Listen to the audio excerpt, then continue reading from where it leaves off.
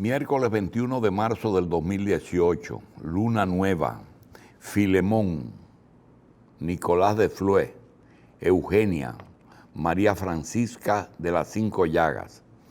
Hoy es el Día Mundial Forestal.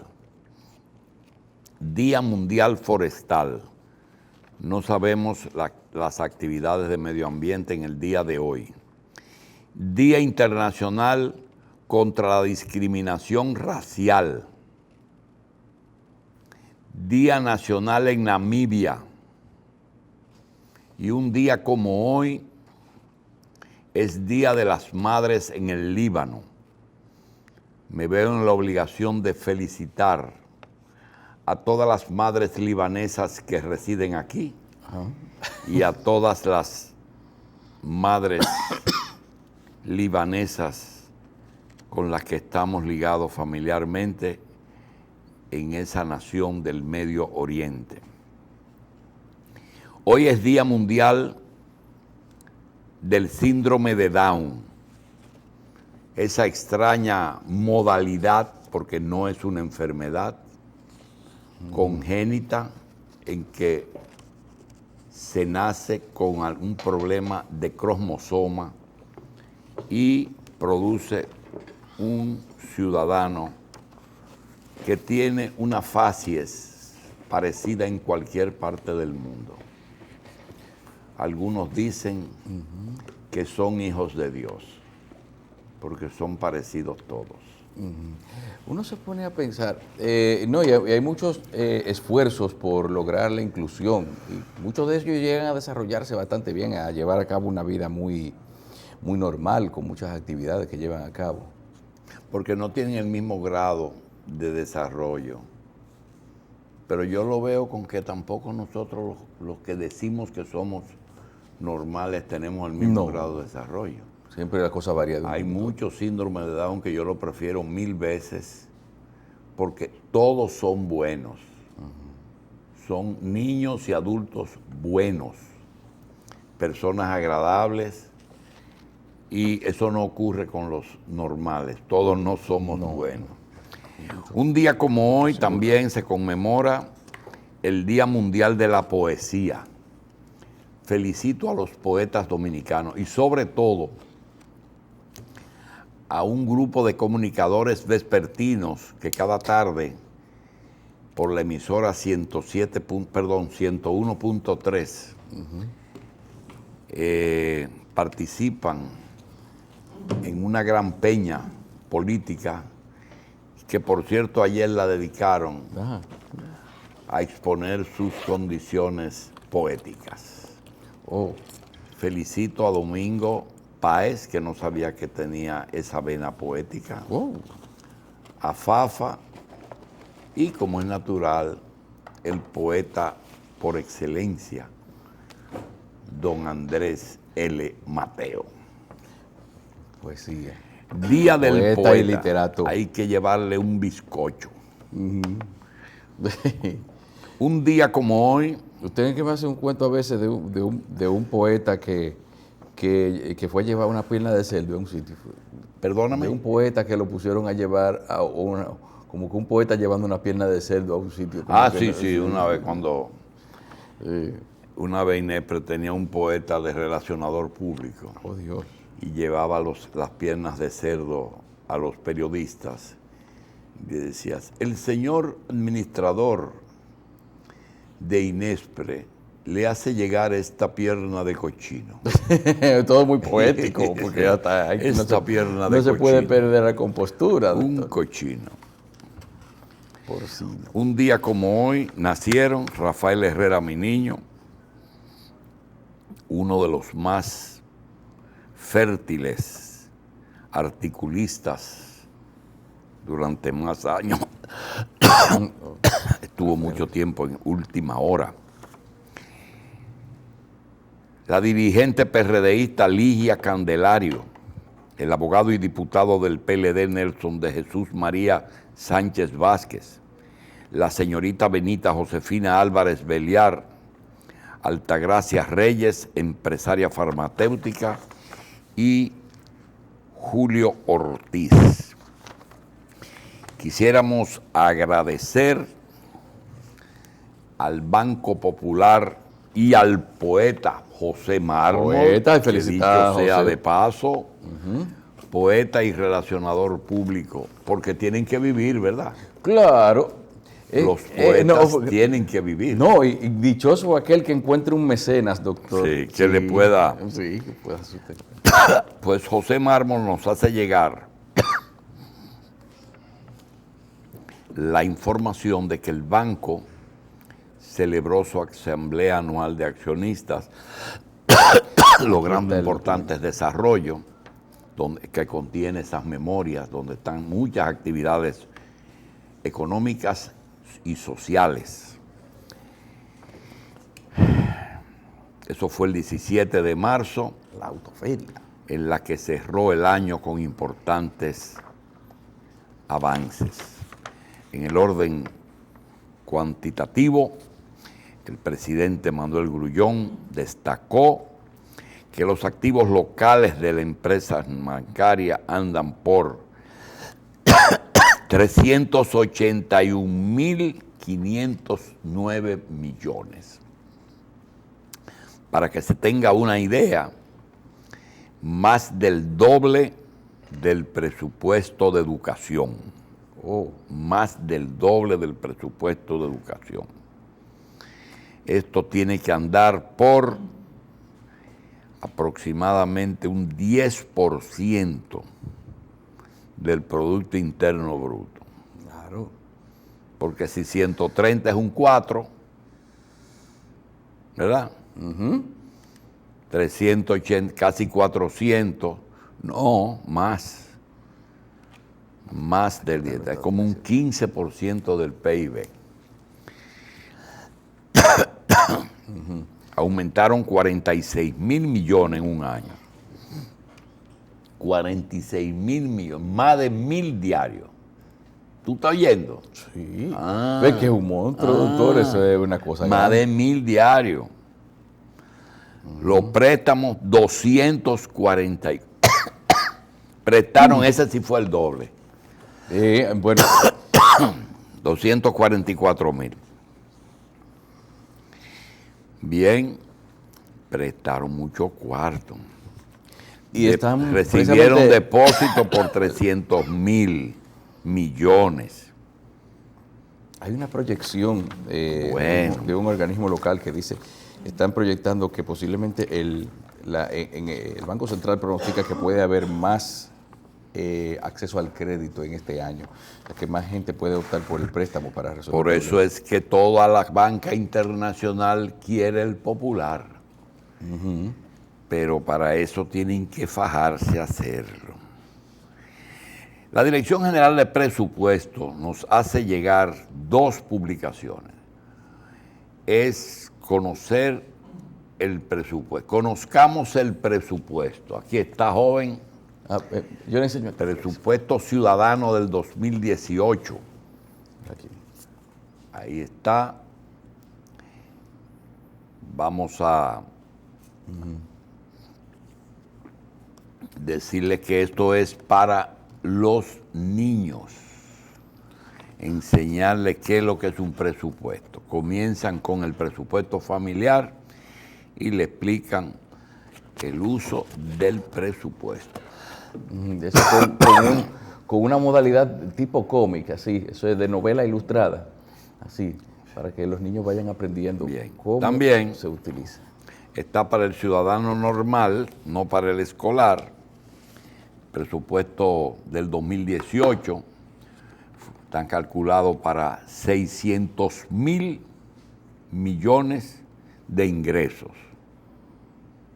y gastos de 689, casi 100.000 millones más, 80.000 millones de más. Para eso necesitamos préstamos, 213.000 millones de pesos, y hay un dato interesante. Miren, la deuda pública se va a pagar 126.000 millones. La aduana recauda 130.000 millones y educación gastó 130.000 millones. Oye, Carlos, el pago de la deuda, las recaudaciones de aduana y educación gasta la misma suma que produce la aduana, 130. O sea, que la aduana nada más trabaja para educación. Para educación o para la deuda pública, para lo que más te guste. Ok.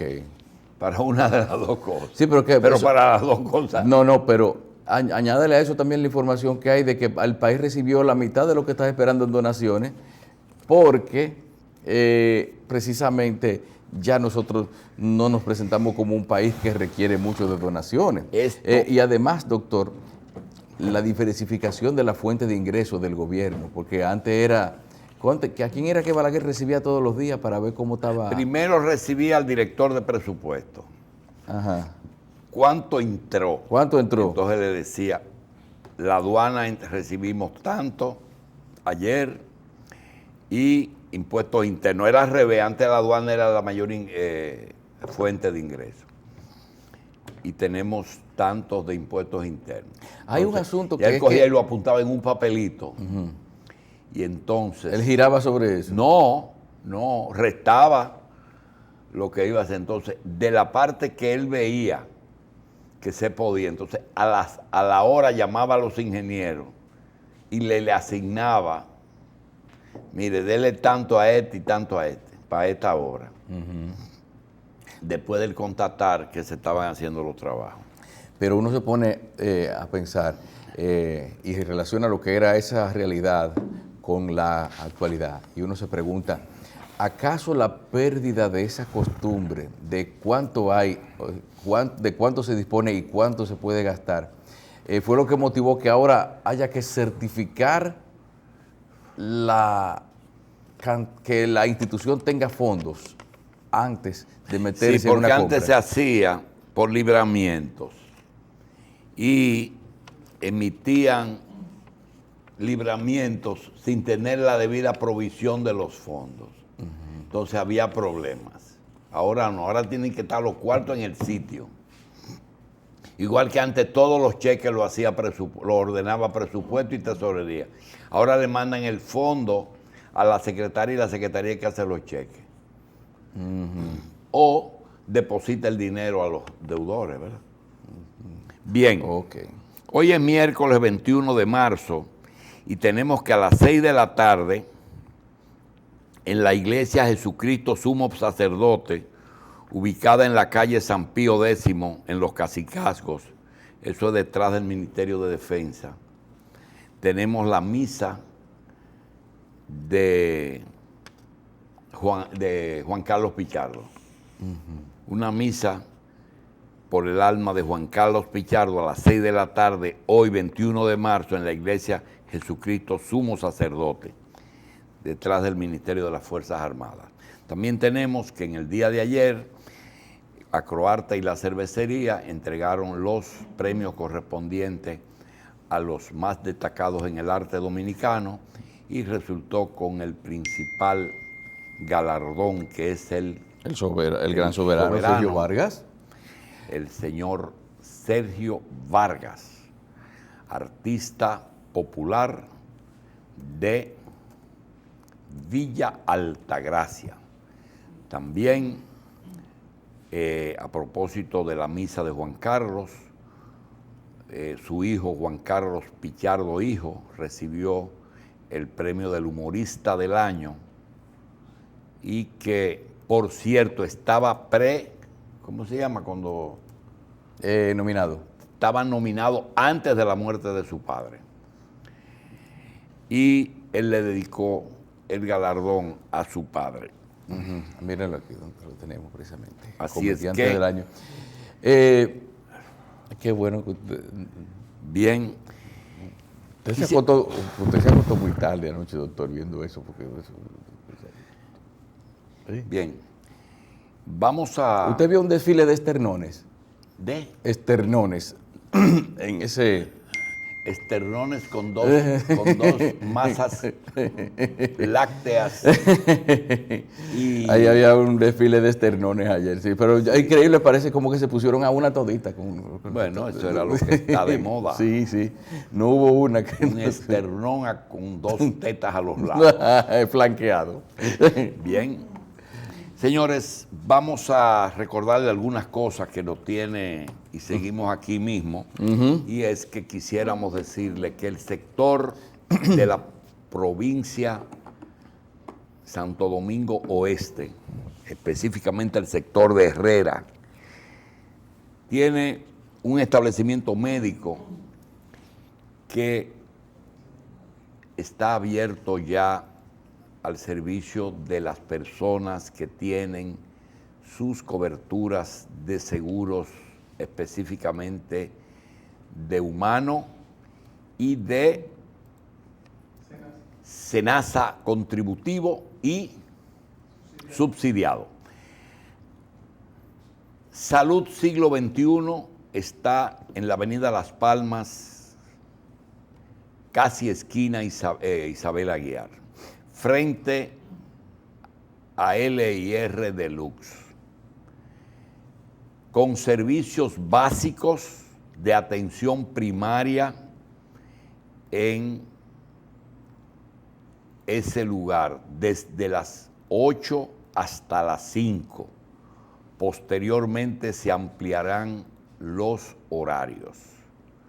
Además de las 4 especialidades que prevé la atención primaria, también están ofreciendo otros servicios de laboratorio, imágenes y diagnóstico. Próximamente tendrán diálisis. De manera que está ya funcionando plenamente en beneficio de los hospitales de la zona, porque descongestionan esa complicación que es la consulta externa. Humano y SENASA, APS, eso es lo que hay. Tenemos también que recordarles que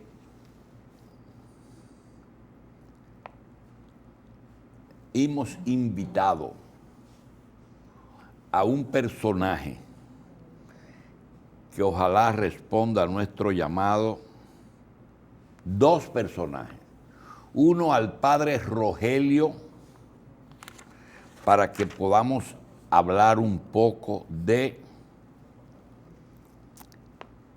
el tema que lo afecta, y al licenciado Terrero y demás miembros de la Cámara de Cuentas que fueron sustituidos mediante un juicio político. Ojalá eso pueda ocurrir. Lo mismo quisiéramos tener de nuevo al joven político Ramfis Domínguez, hijo de Angelita Trujillo y de Luis José Domínguez. El llamamiento que hizo el padre Rogelio, queríamos motivar la invitación para que se vea qué es lo que se está buscando, no hacer daño, si al contrario. Y otra invitación que hacemos a la Cámara de Cuentas para aclarar eso, y otra invitación que extendemos a alguien que nunca va a venir, porque ellos se consideran que están por encima del bien y del mal, y es doña Margarita Cedeño de Fernández. Vamos a ver los 3 casos. Primero, el padre Rogelio tiene razón, pero no la tienen todas. Usted se imagina que todos los sacerdotes que tengan sensibilidad social se motiven cuando una madre le plantea un problema de aborto o le plantea un problema de abandono por parte de su pareja, y que el sacerdote, lleno de buena intención, adopte el niño. tendríamos un conflicto enorme, primero de identidad. Primero de identidad. Segundo de genética. Y tercero es económico. Y entonces aquellos que no tienen acceso a un sacerdote que pueda adoptarlo. Aquí tenemos ejemplos que ya se pueden decir porque la mayoría ya desapareció. Del caso del padre Monseñor de Meriño. Monseñor de Meriño es una de las figuras más importantes que hemos tenido en la historia. Fue sacerdote, pero tuvo una debilidad, que tuvo familia siendo sacerdote y llegó a ser obispo, o por lo menos monseñor, y presidente de la República. Le pasó algo parecido a lo de Lugo, el obispo que llegó a la presidencia de Paraguay. Pues resulta que imagínese usted que Monseñor de Meriño tuvo dos familias. Una señora de apellido de Filló y la otra de apellido Logroño. Con las dos tuvo hijos y descendencia. Imagínese que como era una relación clandestina, imagínese usted que alguna de Filló o algún Logroño se hubieran conocido sin conocer quién era su padre y se hubieran casado. Eso para comenzar. Pero ellos no eran de apellido de Filló, perdón, Meriño. Ninguno es Meriño. Eran de Filló y Logroño. No eran Meriño. Parecían dos familias diferentes. Entonces, no procede la adopción por parte, si no se publica. Tiene que publicarse para que el país sepa que fulano de tal fue adoptado por Perencejo. También puede ser, y se lo digo al padre, sin creer lo que voy a decir, no lo creo, que usted puede tener un hijo y fuera del matrimonio, estando casado, y yo decirle a mi mujer, no, ese niño no es mío, ese niño es que yo le hice el favor a esa muchacha y adopté el niño. Y ella inclusive se siente hasta bien porque están haciendo una obra de caridad, pero no es así. Esos son temas que no deben esperar que exploten. Yo sé que el padre Rogelio es un buen cura, hizo su función dentro de la iglesia, corrientes diferentes. Agripino era una corriente, el padre Alemán era otra corriente, Nicolás de Jesús López Rodríguez era otra corriente.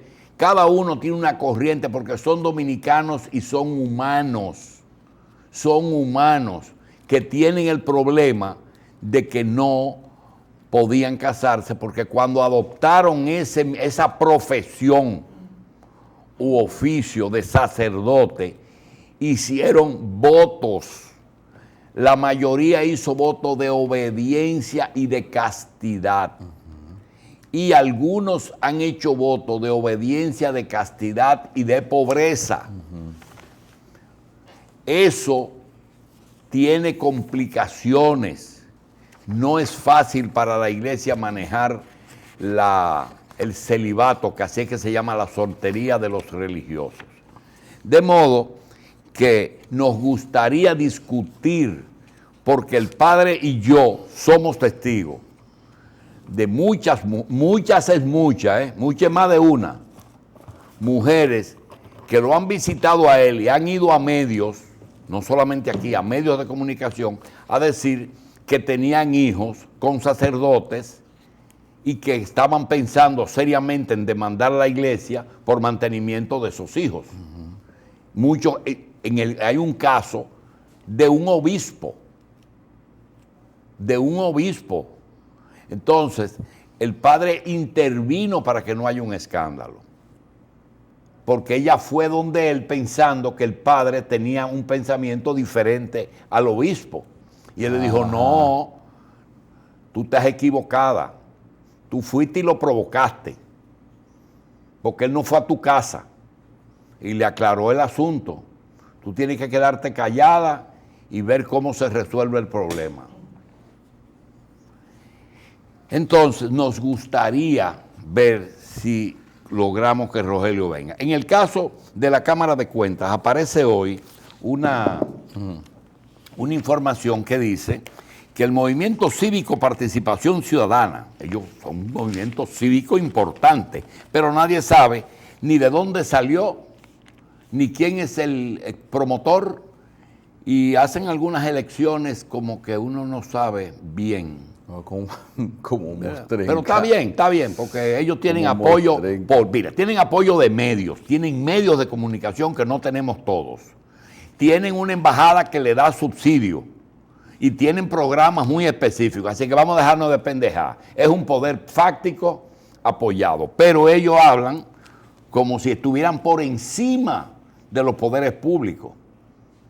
Ellos demandan al poder ejecutivo, al judicial, al legislativo y al fiscal ahora en este caso. Ellos se meten en poder fáctico porque están por encima de todo y una especie como de Dios en la tierra. Y ellos demandan a un juicio político a los miembros del Pleno por considerar que el aumento de ese sueldo viola los artículos de la 140 de la Constitución y el artículo 12 de la 105. Lo raro es que Participación dice que la violación de la ley sobre regulación salarial constituye la falta grave y que daría motivo a un juicio político. Yo quiero decir que cuando el caso de la Junta de la Cámara de Cuentas que fue destituida, que estuvo presidida por Andrés Terrero. Andrés Terrero fue a Participación que no tenía que ir porque él no es subalterno de Participación. No. Pero Andrés siempre está de cortés, por no decir otra cosa.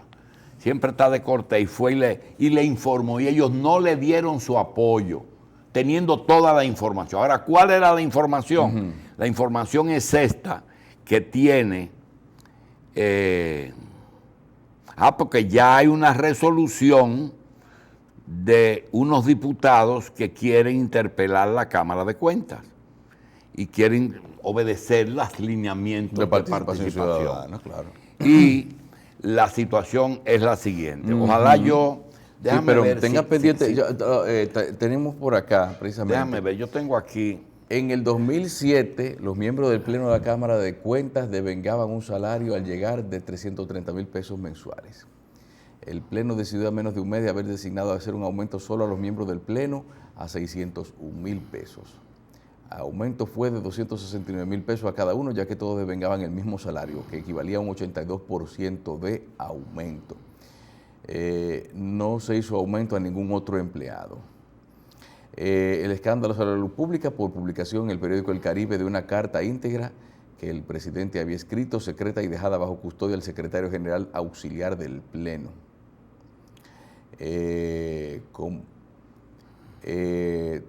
Terrero manifestó que se violaba la ley de austeridad y presupuesto, pero 8 de los miembros entendían que no. El aumento fue cobrado por 5 meses, a excepción del presidente que nunca cobró ese dinero y lo mantuvo en una cuenta para su devolución.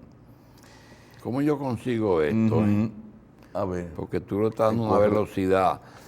Correcto. Venga, yo lo quisiera conseguir. Bien, lo quisiera conseguir. Porque están hablando de lo mismo. Y después de eso, hubo una Cámara de Cuentas que tuvo 4 años en el cargo, creo. Y esta es nueva. De modo que... Sí. Sí, pero el caso es que se está alegando inclusive... Pero déjame ver la computadora tuya. A ver si yo lo puedo leer de ahí. Sí, usted lo ve, no se apure, está bien. Porque hay una... Hay una parte que usted quiere destacar. Hay una parte que sí. Ok, sí, míralo. Vamos a ver. Míralo ahí entonces. Está bien. ¿Cómo se baja espérese, aquí. que así es más fácil, Félix. Bien, entonces. Aquí está. Ok. Caso del 2000. No, dale para atrás, que todavía hay el caso del 2000. Ajá, ok. Párate ahí. Vamos para abajo. Ay. Dígame. Aquí. 18, no. Ahí está, espérese. Vamos para arriba, vamos para arriba, vamos para arriba. Vamos a comenzar. Bien. Aquí está, en 2007, aquí Ahí está. Los miembros del Pleno de la Cámara de Cuentas de ese periodo, al llegar, ellos ganaban 330,000 pesos mensuales. Es bueno que se sepa que en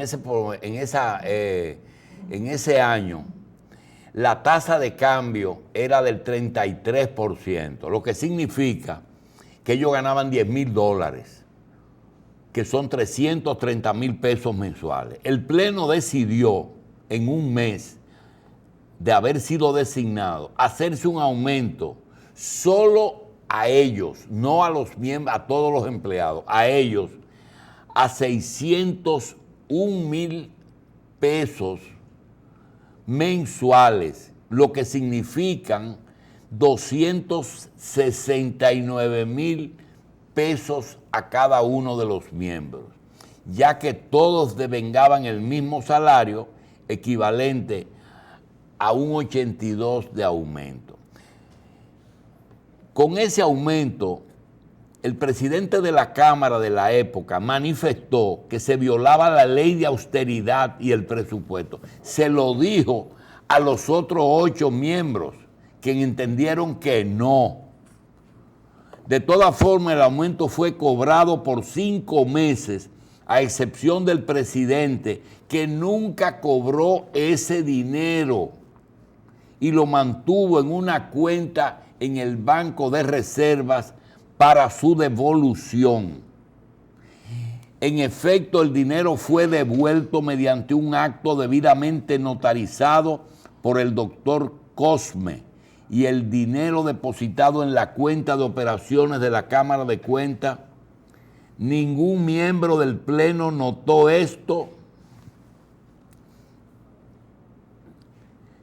en las disponibilidades diarias que recibían, porque se presentó dentro de otros ingresos por aproximadamente 915,000 pesos. Esos aumentos aparecieron dentro de un monto global de 915,000 pesos que se reembolsaron para que los otros no se irritaran, porque si veían que él estaba devolviendo, como en efecto se dieron cuenta, ahí es que surge el problema. Lo que surge la destitución de esa Cámara fue la diferencia entre el presidente y los miembros, por esa razón.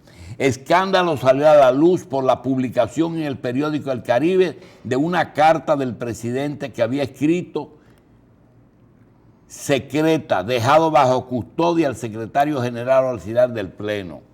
Carta que conoció participación, que conoció el doctor Subero y que conoció Monseñor, el obispo donde se dijo el discurso.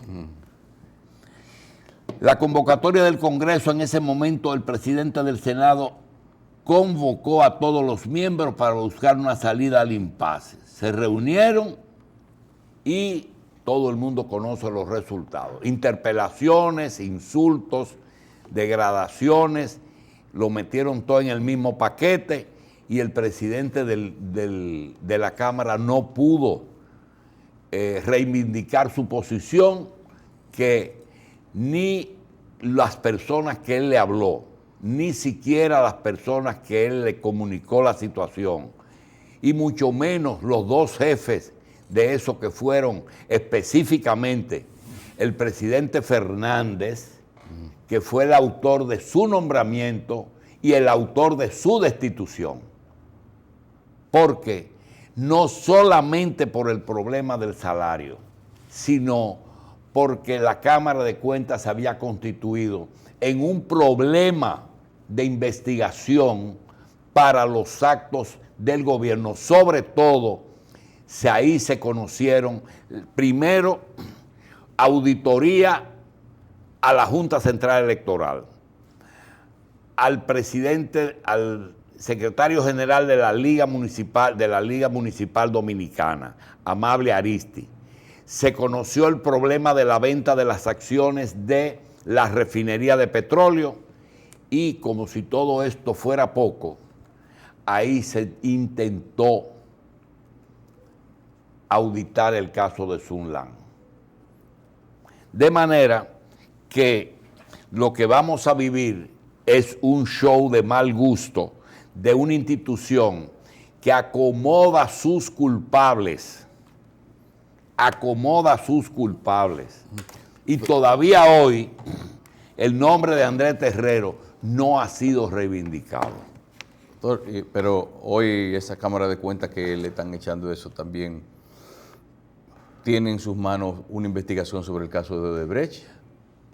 El problema específico, el de Odebrecht, tiene que ser porque eso se convirtió en un problema internacional. Pero si hubieran hecho caso a las recomendaciones de la época, hoy aquí no tuviéramos problema. Lo que pasa es que esa situación, señores, de colocar personas en posiciones que me obedezcan, eso trae problemas futuros. Tú tienes que buscar personas justas y personas honestas, no uno que sea mío. Ese es el problema, porque a la postre tienen que obedecer. Para eso fue que te puse y por eso te quité. El tema del padre Rogelio, me viene a la mente algo que aparece en los medios, pero yo después de ver todas esas, ¿cómo que se llama? Las mentiras que se publican como prensa. Como Noticias falsas, sí. Falsas verdades o mentiras verdaderas. Información sesgada, doctor, podemos decir. Le he perdido un poquito de fe y cuando veo una cosa no me gusta difundirla porque no sé. Aparece un mensaje de doña Margarita Cedeño de Fernández, esposa del expresidente Leonel Fernández, ex primera dama y actual vicepresidenta, que reza que si ella se hubiera dedicado, ella y su esposo, al ejercicio del derecho plenamente, hoy fueran inmensamente ricos. Eso es así, pero que ellos decidieron desprenderse de esas riquezas a cambio de servir en la política por su país. Eso es bonito, pero estamos en una época, Carlos, que decirlo ya da tiriquito. Posiblemente sea verdad, porque todo el mundo sabe que una oficina de abogados de Leonel y Margarita, dedicado al derecho, le hubiera ido bien, pero le hubiera ido bien si hubiera sido cuando salieran del poder. Claro. Pero ¿quiénes eran ellos antes del 96? No. Euclides Gutiérrez era el abogado más distinguido y más conocido que tenía el PLD, ¿verdad? Que ese sí puede decir, yo vengo de una oficina conocida, yo tengo 50 años de experiencia y todo el mundo iba a ir a Franklin Almeida, pero Leonel Fernández lo más que llegó a ser abogado de oficio y ser un asistente o un parte de la oficina de Abel Rodríguez del Orbe. Y su principal es decir, la persona que él más admira como abogado es a Mariano Germán, que en efecto es uno de los abogados más prestantes que hay en este país. Yo pensaba que era Vincho. ¿Quién? Yo pensé que era Vincho. No, él era aliado de Vincho. Sí. Y piropea a Vincho, pero su buque insignia, el hombre que Mariano. Él se hubiera querido ejercer como él, porque el conocimiento que tiene Mariano del tigueraje del derecho y de esas cosas, nadie lo tiene aquí.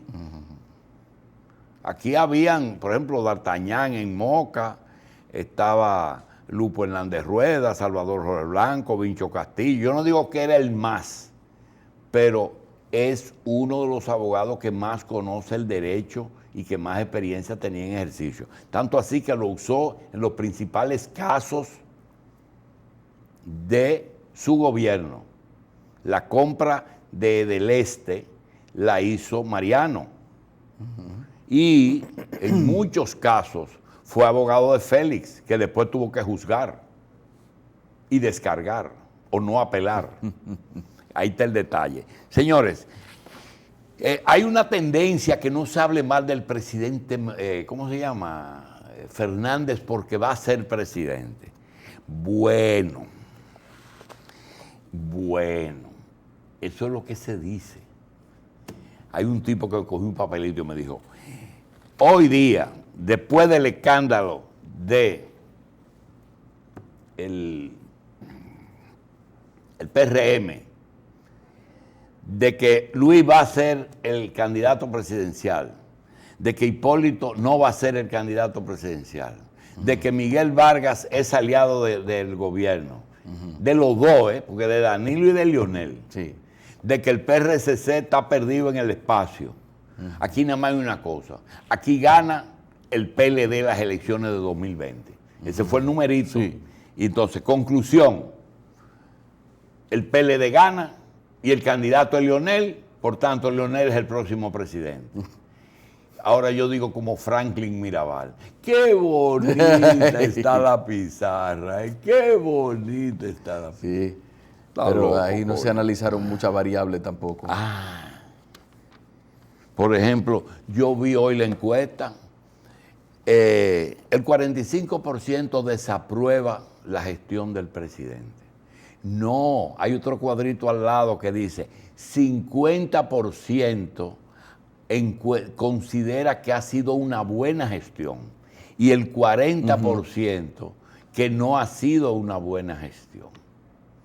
Y entonces, Que mientras esté en esos niveles hay que tomar las hay cosas que tomar en cuenta. serio, Pero también puede en ser una cuenta. cosa. Pero yo le añado una cosa. ¿El PLD va a hacer poder? Sí. ¿El Leonel? Yo no sé, podría ser el que señale Danilo. Podría ser el y le endose esa popularidad. ¿Verdad? Sí. Así que vamos a ver que falta mucho por hacer. Señores, la UAS reconoció 2 médicos. A Julio Amado Castaños Guzmán, hijo de Julio César Castaño Espallá, es rector de la Universidad Autónoma de Santo Domingo, primer rector. Y Abel González Canalda. Abel González Escayo es hijo de Abel González Mazanet, un médico, profesor universitario famoso. Nuestra primera figura de la urología dominicana es el padre de Abel González Canalda. La universidad le hizo un homenaje a esos 2 hijos de 2 brillantes dominicanos. Nos sumamos a ese homenaje. A veces uno piensa que el sector privado lo quiere todo. Yo digo que sí, papá gobierno, pero lo quiere casi todo, porque el Estado y los ayuntamientos están obligados a hacer obras que faciliten a los ciudadanos acceso y facilidades a obras que han sido hechas Sí. por el sector privado. ¿A qué me refiero? Hacer un aeropuerto o hacer una carretera a un lugar turístico privado no es una concesión, es una obligación. Hacer instalación de servicios públicos en lugares del sector privado o una urbanización privada, poner agua, luz y servicios de comunicación, no es una concesión que se le hace, es una obligación de los ayuntamientos y del Estado. Mira, por ejemplo, lo que está ocurriendo en la Lincoln esquina Kennedy o autopista, ahí comienza la autopista, hay que cambiar el nombre. Sí. En la Kennedy con Lincoln. Ahí está una parada, una de las más importantes paradas del metro. Sí. Y está quizás el centro comercial o mall Sí. más importante o uno de los 3 más importantes que hay aquí. Está Ágora y está el 360 del Americano. No, ahí hay varias cosas más. Y está No, IKEA. ahí está IKEA, Ágora, el que va para la Americana también y el que va para la UNFU. ¿Para? La UNFU. Y la Santo Domingo Motor, También. ¿verdad? Sí. Y el cruce de la Lincoln. Sí, pero que esos son precisamente los que más, Sí, pero- a los sitios donde más gente se desmonta. Fluye, sí. Entonces, estos trabajos que se están haciendo, yo creo que son una obligación o del ayuntamiento o de obras públicas. Al contrario, yo creo que deben hacer un puente. Sí. Yo creo que deben hacer un puente.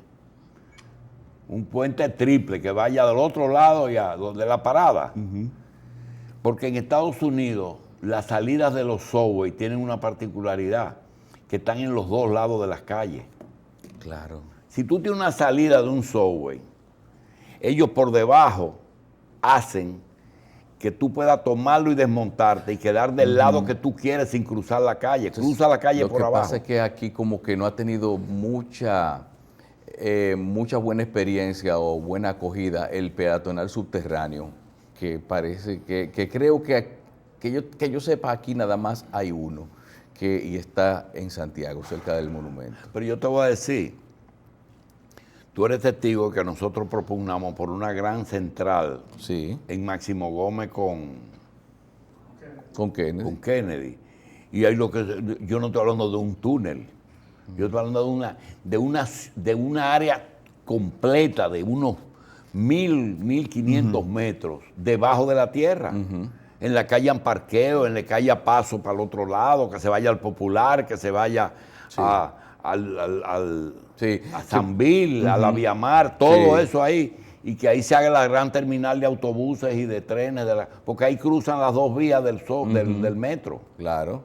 Entonces eso es lo que estamos hablando. Lo que pasa es que es difícil, ellos tienen su propio plan, Sí, ¿verdad? eso que usted ahora precisamente usted menciona eso, yo veo que el Intran, no el ayuntamiento, es que está haciendo, creo que un acceso, una rampa para discapacitados o facilitando un poquito, nivelando con la calle ahí Sí, frente, porque el problema es frente que a la hubo un salida del metro. ayuntamiento que hizo unas aceras muy altas. Sí. Entonces ahí están haciendo 4 rampas. No, doctor, es que el problema, usted ve Cada cada vez que silla se de hace- ruedas son. O sea, pero es que aquí no se está como actuando correctamente. Aquí hubo un puente, un problema que estaba por los lados del puente Duarte, que es la prolongación de la calle que sale de los Guandules de Francisco Rosario Sánchez, que los camiones estaban chocando con el puente. Sí. Pero no es que el puente está bajando, es que aquí no se sustituye una capa asfáltica por otra, sino que Se le pone se echa encima. más encima. Y cuando usted viene a ver aquí los ayuntamientos, medio en pie de vez, alto. en vez de rasurar la calle, vamos a decir, de quitarle el exceso de asfalto viejo para ponérselo nuevo, lo que hacen es que hacen la acera más alta. Es muy y sencillo. terminamos Cuando se teniendo- construyó el puente, estaba medio pies, por lo menos, de diferencia. Y hoy, subiéndole capa, después de 20 años, 30 años, Estaban chocando de ya arriba. pega, raya el cable. Tú lo ves todos los rayones abajo. Sí, eso es. Señores, los linchamientos. El linchamiento es viejísimo. Es uno de los métodos de justicia popular más antiguos. Se hacía cuando no había jueces, cuando la población se sentía herida por algún hecho, es decir, que afectaba no solamente a los familiares de la persona, sino a la población. Se usaba el linchamiento, pero no había jueces. Luego, como no había jueces, ellos tomaban la justicia por su propia mano. Aquí están tomándolo por lo que dice Zoila Martínez. Y Por desconfianza de la justicia. no es que no hay jueces, hay jueces. Y hay jueces buenos. Y hay fiscales buenos. Pero hay ausencia de justicia. Y cuando eso hay, entonces viene el linchamiento. Hay una señora ahí en unas declaraciones del Canal 33 ayer que dice, y mientras aquí vengan gente que se pongan a robar y a abusar de uno, le vamos a dar su merecido. Bien. No, recuerde lo que dijeron los psiquiatras aquí el domingo, doctor. Querer matar a alguien es algo que le pasa a alguien por la cabeza a la gente. Momento. Hay un elemento también que quiero decir con respecto a los problemas que se están presentando en la frontera. No se ha hecho un estudio, y todos los días digo lo mismo. Aquí no, las cosas pasan y nadie me lo enseñó un periodista deportivo de un periódico de Puerto Rico con respecto al descenso de la popularidad o al descenso de la asistencia del fanático a los estadios en Puerto Rico. Dice, es que aquí los equipos, la liga y las universidades que tienen la carrera de deporte, porque hay una carrera deportiva, no se han sentado a estudiar el fenómeno. Y yo vivo repitiendo que los principales problemas de aquí no están siendo estudiados para sacar conclusiones. El caso de la frontera. ¿Cuál era la visión de Trujillo con respecto a la frontera? Estaban ocurriendo incidentes constantes de que haitianos penetraban en el territorio dominicano a cometer actos delictivos. Entonces, Trujillo vio también que una gran cantidad de haitianos venía y haitianas y se mezclaban familiarmente en la frontera con dominicanos. Y vio que eso se convirtió en una zona gris, en el que Jimaní, Pedernales, Elías Piñas y Dajabón estaban constituyéndose en poblaciones binacionales. Eso es en aquella época. Entonces, él vino y primero declaró una política que se llamó dominicanización fronteriza. Eso tenía muchísimos componentes. Uno de ellas es que las madres dominicanas que tuvieran más de 2 hijos, él las premiaba.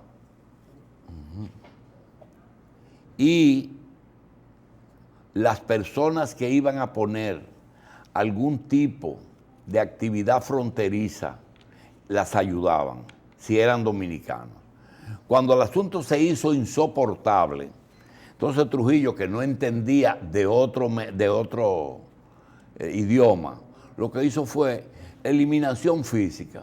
El que pase para acá, se lo llevó. Entonces, así comenzó la historia. Luego vino el tema del corte de la caña, en que venían 10,000 braceros, se quedaban 3,000 y se regresaban 7,000. Pero no iban a la frontera. Esas personas iban a los centrales azucareros y regresaban una parte. En esas poblaciones se estableció un mecanismo que era el pasarse algunos días trabajando juntos los haitianos que llegaban y regresaban en su casa en la noche. Eso es lo que se busca. Y no solamente aquí, lo hacen los mexicanos en la frontera. Van en su carro, trabajan en el estado de Texas o de California o de Colorado y regresan a su casa por la tarde a dormir. Y el fin de semana se quedan en su casa. Trabajan de día y se regresan a su casa. Eso pasaba en la frontera. Y los días de mercado, que eran diferentes en cada punto. Y las ciudades gemelas. Tú tienes, por ejemplo, Dajabón, que tiene Juana Méndez. Sí. Pero cada una tiene una similaridad. Eso pasó. ¿Qué está pasando ahora? que ya el haitiano no viene aquí hasta el día de mercado, viene a quedarse en esos sitios y en la frontera, no lejos, no se va a Santiago, no viene a la capital, por los servicios públicos. La bomba de gasolina que más vende es la de Dajabón. Vende más que la de aquí de la capital, una bomba de gasolina, porque ellos echan gasolina aquí. Entonces, tienen luz, tienen agua, tienen salud, tienen servicio. Entonces ellos lo que están es viniendo detrás de servicios. La única forma de resolver ese problema es ver qué ellos buscan aquí para que lo tengan en su lado. Más nada. Más nada. Así como el cemento lo llevan de aquí, porque no tienen cemento, así también vienen a buscar salud, porque no tienen hospitales que le ofrezcan lo que está aquí. Entonces, eso es lo que tienen que hacer un estudio y no embromar la paciencia con ese tema. Vamos a oír unos mensajitos. Que ya, por lo pronto, empleos que el grupo M y la persona, se lo puso allá. Se lo puso allá. Allá. Se lo puso allá. Ellos tienen allá una zona franca, pero del lado haitiano. Y una universidad. La universidad, eso fue unos cuartos que quiso el Leonel y Félix Bautista de Donald. Yo me pongo a buscar qué actividad está desarrollando esa universidad hoy en día y no encuentro ningún tipo de información de en qué se podría estar usando. Alguien que haya hecho un estudio, no artículos esporádicos sobre eso, un trabajo sobre ese fenómeno tan interesante como la Marcha Verde, que era algo con un buen objetivo, pero con un deseo, con un programa subterráneo secreto. Es decir, no era solamente una lucha contra la corrupción y la impunidad. Nadie puede oponerse a una lucha tan bonita. Pero es que la fortaleza del movimiento tuvo su apogeo mientras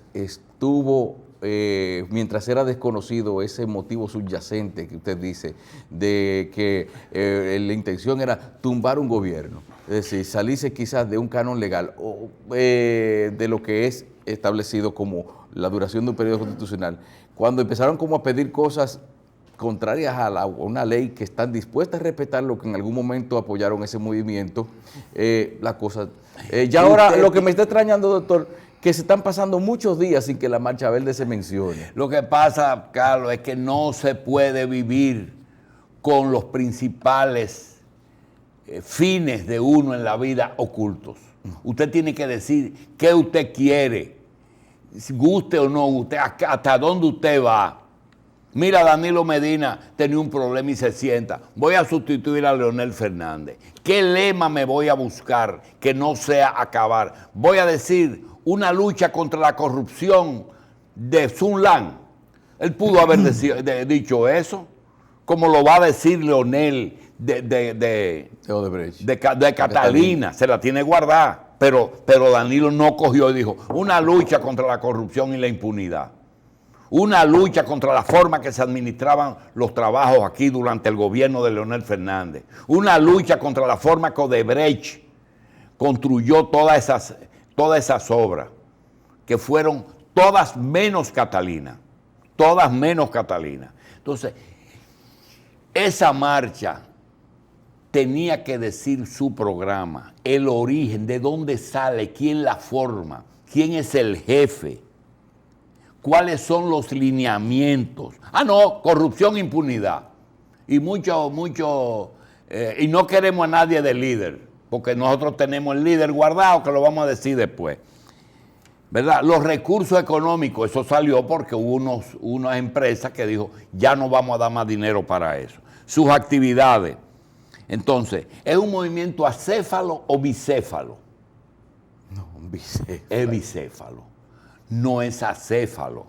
Entonces, la mejor muestra es, ojalá que Kelvin me pueda conseguir, el meeting de la Marcha Verde en San Pedro de Macorís. Es la mejor prueba de la bicefalidad. Sí. Ojalá que aparezca, donde el jefe de la Marcha Verde tiene dos gorras, una debajo de la otra, y eso hay que agradecérselo a él, porque por fin dijo que este es un movimiento bicéfalo, uno como ciudadano y otro como partido político. Soy de las estrellas y de la Marcha Verde. Se puso sus dos, ahí tiene las dos gorras, Sí. Tú verás, tiene dos cachuchas puestas. Y eso hay que agradecerlo. Sin embargo, tú tienes que, bueno, puso la hermana por segunda vez en el cargo. No hablan de migración, pero ni de relajo, ni por caso, porque ese no es un programa de USAID. No hablan de migración, corrupción, impunidad y Odebrecht, Catalina y prisión para el presidente. Hubieran ganado mucha simpatía si incluyeran el problema de la delincuencia y de la inseguridad también, pero no. Qué bonito. Ahí también la pizarra estaba bonita de Franklin. Qué bonita, ¿eh? Bien, señores, quisiéramos concluir nuestro comentario de hoy con el tema de... Porque supuestamente hoy teníamos al doctor Hanna. El doctor Hanna viajó y algo que le teníamos guardado se va a quedar porque yo realmente no tengo la respuesta. Se trata de lo que acaba de decir el gobierno de los Estados Unidos, su departamento del Drug and Food, que es la institución que más vela por la salud de los estadounidenses, por la buena calidad de los productos farmacéuticos y a veces, productos que pueden resultar beneficiosos en un momento dado para personas que tienen la vida limitada, es decir, que tienen un diagnóstico de una enfermedad catastrófica, no pueden usarse porque no tiene suficiente casuística y trabajos que avalen algunos tratamientos. Me refiero a un ejemplo que ponemos mucho aquí, ya los que ven las revistas hace muchos años, ya deben estar cansados de oír que decimos, que en los años 40, sobre todo después de la Segunda Guerra Mundial, apareció un producto que en ese momento salvó a todos los que estaban afectados de enfermedades, que en ese momento significaba un diagnóstico de muerte, que fue el antibiótico. El antibiótico. Cuando aparece el antibiótico, mira lo que pasó. El tuberculoso con la streptomicina, naturalmente si ya no había dejado daño suficiente como que no tuviera ya solución, pero los afectados de tuberculosis se curaron con streptomicina. La mayoría de las infecciones bacterianas con los antibióticos resolvieron. La sífilis con la penicilina y las formas de penicilina. Es decir, que en un lapso de 1 año, de 2 años, en que se desarrolló, primero se inventó y luego se desarrolló el producto, se salvaron muchas vidas. Y me resulta extraño, quería guardárselo al doctor Hanna, quizá alguien nos pueda ayudar, que tenemos hoy de invitado, y se trata de lo siguiente: ¿cómo es posible, después de tantos años, Carlos, diciéndole al paciente que sus problemas de coronarias están basados en la acumulación de grasas en las arterias y que existen productos que evitan que esa grasa, y clasificándote las grasas en grasas malas, en grasas buenas, en 1000 cosas de esas, pero tenemos ya 50 años en eso, y ahora dice el FDA que eso no es así, que no es así, y que eso no tenía el mecanismo ni tuvo los resultados, que no es verdad. Todos esos medicamentos, la mayoría de esos medicamentos, hoy tú sabes lo que significa para una persona. Me voy a poner yo, que tengo ya 10, 15 años tomando productos para el problema del colesterol, haciéndonos pruebas para ver si ese producto te hace daño en el hígado. Okay. Y de buenas a primeras, menos que ese producto no era necesario. Entonces, lo primero que nosotros tenemos que ver es qué fue que dijo el FDA, si realmente fue lo que dijo la prensa. Lo segundo es qué dijo, de manera que esas cosas que le cambian a uno en un minuto, prácticamente la vida, yo creo que deben explicarse. Vamos a hacer una pausa porque llegó nuestro invitado, que quizás en el anuncio de un evento que existe, él nos pueda echar un poquito de gotas en los ojos, aunque él no es oftalmólogo. Bueno. Pausamos. Volvemos en breve.